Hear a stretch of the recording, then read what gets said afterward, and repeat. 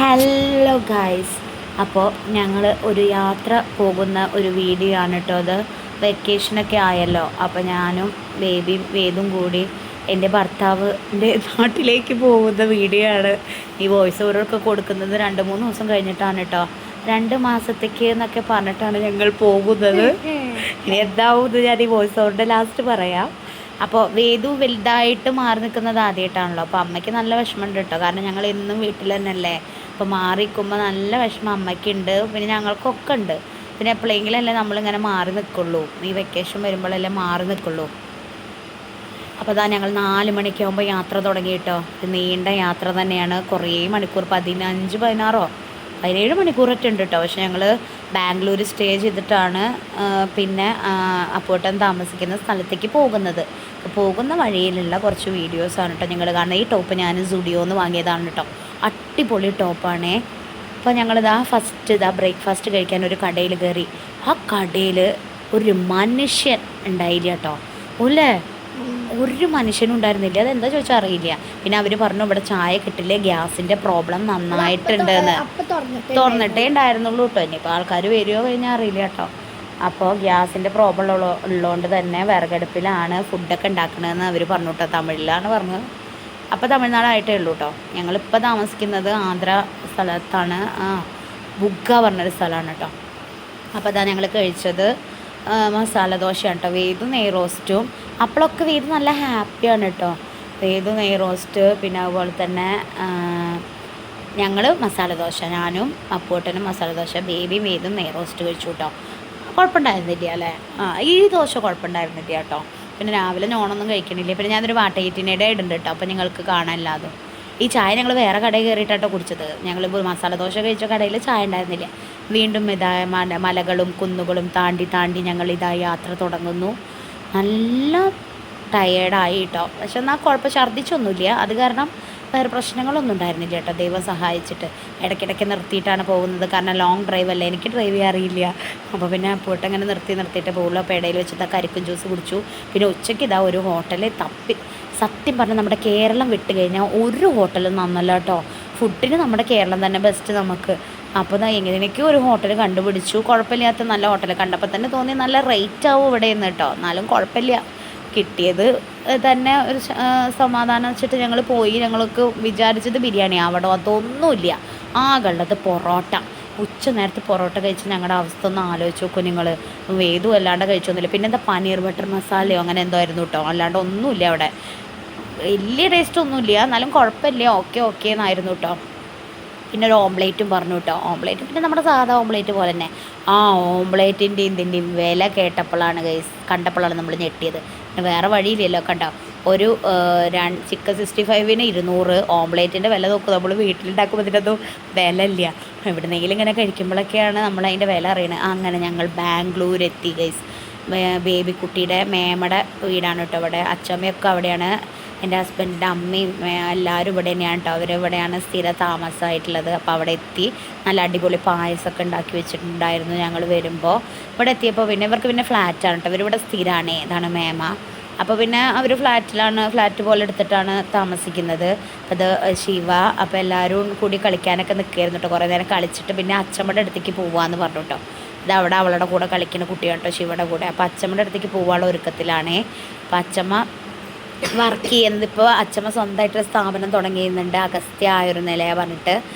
CNSലാണല്ലോ അമ്മ വർക്ക് ചെയ്തത്. അപ്പോൾ അമ്മ സ്വന്തമായിട്ടൊരു സ്ഥാപനം തുടങ്ങിയിട്ടോ, ആയുർവേദ സ്ഥാപനം. അപ്പോൾ അവിടേക്ക് പോവുകയാണ് കേട്ടോ. അപ്പോൾ അച്ചമ്മനെ കാണാനുള്ള പോക്കാണ് ഈ പോകുന്നത്. ഞങ്ങൾ ആദ്യമായിട്ടാണല്ലോ അത് അവിടെ എഴുതിയിട്ട് കണ്ടോ. അഗസ്ത്യ ആയുർനിലയ പ്രോ ലക്ഷ്മി ദേവി എന്നുണ്ട് അമ്മയുടെ പേരിലാണ് കേട്ടോ അത് അറിയപ്പെടുന്നത്. അപ്പോൾ അത് അവിടേക്ക് പോവുകയാണ് കേട്ടോ. നല്ലൊരു സ്ഥലമാണ്. കറക്റ്റ് നമ്മുടെ നാട്ടിലൊക്കെ ഉണ്ടാവില്ലോ ആയുർവേദ കടകൾ, അതുപോലെ തന്നെയാണ് കേട്ടോ. സ്റ്റെപ്പ് കയറി പോകണം. എത്തിയപ്പോൾ അച്ചമ്മ എത്തി. ചുരിദാറൊക്കെ ഇട്ടിട്ട് അച്ചമ്മ ഞങ്ങളെ വെൽക്കം ചെയ്യാൻ നിൽക്കുന്നുണ്ട്. അപ്പോൾ ഞങ്ങൾ അകത്തേക്കൊക്കെ കയറി എല്ലാവടെയും ഇരുന്ന് കണ്ടു കേട്ടോ. റിസപ്ഷൻ്റെ ഏരിയ ഇതാണ്. ഞാൻ ഇതിൻ്റെ ഒരു വീഡിയോ ഇവരുടെ ഉദ്ഘാടനം കഴിഞ്ഞപ്പോൾ ഇട്ടിട്ടുണ്ടായിരുന്നു. നിങ്ങൾ ആരെങ്കിലുമൊക്കെ കണ്ടിട്ടുണ്ടായിരിക്കും. അപ്പോൾ അവിടെ എല്ലാ സാധനങ്ങളും ഇട്ടിട്ട് നമ്മുടെ CNS ആയുർവേദശാലയിൽ കിട്ടുന്ന എല്ലാ സാധനങ്ങളും അവിടെ ഉണ്ട് കേട്ടോ.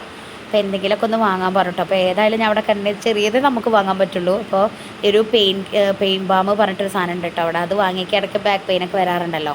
അപ്പോൾ എന്നാൽ അതായിക്കോട്ടെ വിചാരിച്ചു ഞങ്ങൾ അത് വാങ്ങി. ആദ്യമായിട്ട് വരുന്നതല്ലേ. അപ്പോൾ ഇങ്ങനെ ഓരോന്നൊക്കെ ഇങ്ങനെ പറയായിരുന്നു കേട്ടോ. അപ്പോൾ അവൾ ആ കസാരയിലൊന്ന് ഇരിക്കട്ടെ എന്ന് പറഞ്ഞപ്പോൾ ഇരിക്കട്ടെ ബേബി. അപ്പോൾ ഇങ്ങനെ ഓരോന്നും ഇങ്ങനെ പറയായിരുന്നേ. അപ്പോട്ടനും അമ്മയൊക്കെ കൂടിയിട്ട് ഇതാ പൂജാമുറി ഉണ്ട്, ഫുൾ സെറ്റപ്പ് ആക്കിയിട്ട് വെച്ചിട്ടുണ്ട് കേട്ടോ. പിന്നെ ട്രീറ്റ്മെൻറ്റിന് വേണ്ട സാധനങ്ങളും എല്ലാം അവിടെ റെഡിയാക്കി വെച്ചിട്ടുണ്ട്. അമ്മയ്ക്ക് എല്ലാ ട്രീറ്റ്മെൻറ്റും ചെയ്യാൻ അറിയാലോ, ഒഴിച്ചിലും കാര്യങ്ങളും അതൊക്കെ അറിയാലോ. പിന്നെ ഇതെന്താടി സ്റ്റീം ബാത്ത്, സ്റ്റീം ബാത്താണ് കേട്ടോ അത്. അതെല്ലാം അറിയാം. അപ്പോൾ അങ്ങനെ അതൊക്കെ കഴിഞ്ഞ് ഞങ്ങൾ താഴത്തേക്ക് ഇറങ്ങി കേട്ടോ. ഞങ്ങൾ അന്ന് അവിടെ നിന്നു. കാരണം ഒറ്റ ഇതിൽ തന്നെ അപ്പൂട്ടരെ ഡ്രൈവ് ചെയ്ത് വരിക പറഞ്ഞത് പോസിബിൾ അല്ല. ഞങ്ങളുടെ AC വരണ വഴിക്ക് ഞങ്ങളുടെ AC ഇത് പൊട്ടും ചെയ്തു, എന്താ ബെൽറ്റ്. ഒന്ന് ആലോചിച്ച് നോക്കും, ഇപ്പോഴത്തെ ചൂടനുസരിച്ച് ഈ കാറിൽ ഇങ്ങനെ പോവുക പറഞ്ഞാൽ ഭയങ്കര റിസ്ക്കാണ് കുട്ടികളെയും വെച്ചിട്ട്. അപ്പോൾ അതാ വേദ ശിവയുടെ ഡ്രസ്സൊക്കെ ഇട്ടിട്ട് വീട്ടിൽ ചെന്ന് മേലൊക്കെ കഴുകി സമാധാനപരമായി ഊണ് കഴിക്കുകയാണേ.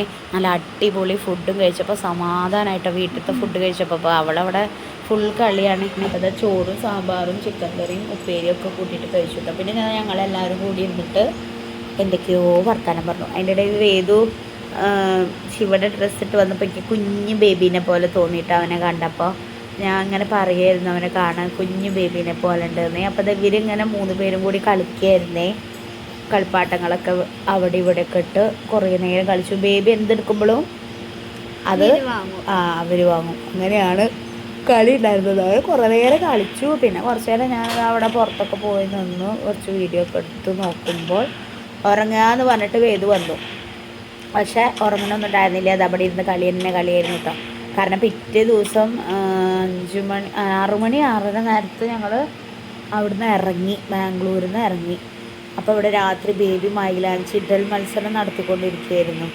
ബേബി ശിവയ്ക്ക് ഇട്ട് കൊടുത്തു, പിന്നെ ആർക്കൊക്കെ ബേബയ്ക്ക് ഇട്ട് കൊടുത്തു. ഇത് ഞങ്ങൾ പിറ്റേ ദിവസം കാലത്താണ് തോന്നുന്നുണ്ട് അല്ലേ? അല്ല, അന്ന് രാത്രി തന്നെ കാലത്ത് ഞങ്ങൾ പൂരാൻ നിൽക്കട്ടെ റെഡി ആയിട്ട് നിൽക്കുകയാണ്. അപ്പോൾ അമ്മ ഞങ്ങളുടെ കൂടെ വന്നു, അമ്മ ഞങ്ങളുടെ കൂടെ വന്നു. അപ്പോൾ ഇതാ ഞങ്ങൾ ഇറങ്ങി. ഒരു 6:30 അല്ലേ, 6:30 നേരത്താണ് ഞങ്ങൾ ഇറങ്ങിയത് കേട്ടോ. അവിടുന്ന് ഞങ്ങളുടെ സ്ഥലത്തേക്ക് എത്ര മണിക്കൂർ 6, 7, 8 എത്ര മണിക്കൂറുണ്ടായിരുന്നു കേട്ടോ. പിന്നെ ഞങ്ങൾ അമ്മേനെ ഡ്രോപ്പ് ചെയ്തു ജോലി സ്ഥലത്ത്. അത് കഴിഞ്ഞ് ഞങ്ങൾ ബ്രേക്ക്ഫാസ്റ്റ് കഴിക്കാൻ എന്തായി ഈ കടയിലാണ് കയറിയത്. അരമനെ, ശ്രീകൃഷ്ണ അരമനെ പറഞ്ഞൊരു വെജ് റെസ്റ്റോറൻറ്റിൽ കയറി. വീണ്ടും ഞങ്ങൾ മസാല ദോശ കഴിച്ചു. ഞാനൊരു മസാല ദോശ, അപ്പോട്ടൊരു മസാല ദോശ, ഇവർ രണ്ടുപേരും ഒരു പ്ലെയിൻ ദോശ. പ്ലെയിൻ ദോശ, ഗീ റോസ്റ്റോ അങ്ങനെ എന്തിട്ട് കേട്ടോ. പക്ഷെ അതൊക്കെ അപ്പോട്ടനാണ് കഴിച്ച്. അവരുടെ ഒക്കെ അപ്പോട്ടൻ കഴിച്ചു കേട്ടോ, എല്ലാവരുടെയും അപ്പോട്ടൻ കഴിച്ചു. അപ്പോൾ ഇതായിരുന്നു കേട്ടോ ഞങ്ങളുടെ മസാല ദോശയും ഗീ റോസ്റ്റും ഒക്കെ. കുഴപ്പമുണ്ടായിരുന്നില്ല, ഒരു കുത്തണ പോലെ ഫീൽ ചെയ്തു, മധുരോ അതൊന്നും ഫീൽ ചെയ്തു. പിന്നെ ഇതാ ഞങ്ങൾ വീണ്ടും ഇറങ്ങി. ഇത് ഞാൻ കടയിൽ നിന്ന് വാങ്ങിയതാട്ടോ. അപ്പോട്ടെ കൂറ്റനാട് എവിടെ നിന്ന് വാങ്ങി തന്ന ഫ്രോക്ക് നൈറ്റിയാണേ. ഞങ്ങളിതാ യാത്ര ചെയ്തുകൊണ്ടിരിക്കുന്ന ഈ സമയത്തൊക്കെ ചൂട് അസഹനീയമാണ് കേട്ടോ. ഞാൻ പറഞ്ഞില്ലേ AC ബെൽറ്റ് പൊട്ടിയോണ്ട് ഞങ്ങൾക്ക് ക്ലാസ് താഴ്ത്തി പോകണം. എന്നാ എൻ്റെ പൊന്നു, കേരളത്തിലെ ചൂടൊന്നൊന്നുമല്ല. നമ്മൾ സംസ്ഥാനം വിട്ടു കഴിഞ്ഞാൽ അടിപൊളി ചൂട് എന്താണെന്ന് അറിയാൻ പോണേ ഉള്ളൂ. പിന്നെ ഞങ്ങളിതാ അവിടെ എത്താറാവണു കേട്ടോ. ഞങ്ങളുടെ നാട്ടിൻ്റെ പേര് എന്താടി? ബുഗ്ഗ.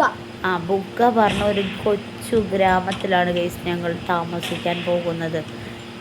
അപ്പോൾ ആദ്യം വന്ന് ഒന്ന് സെറ്റ് ആവണേ ഉള്ളൂ കേട്ടോ ഞങ്ങളിവിടെ. അപ്പോൾ അതാ അവിടെ വീടെത്തണേന് ഉച്ചയ്ക്ക് എത്തിയിട്ട് ഞങ്ങൾ.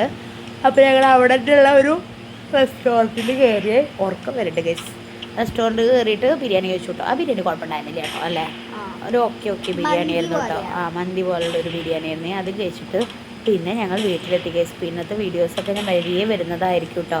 പിന്നെ ഞങ്ങളിതൊരു കൂളറൊക്കെ വാങ്ങിയിട്ടുണ്ട് കേട്ടോ അവിടെ. അപ്പോൾ ബൈ.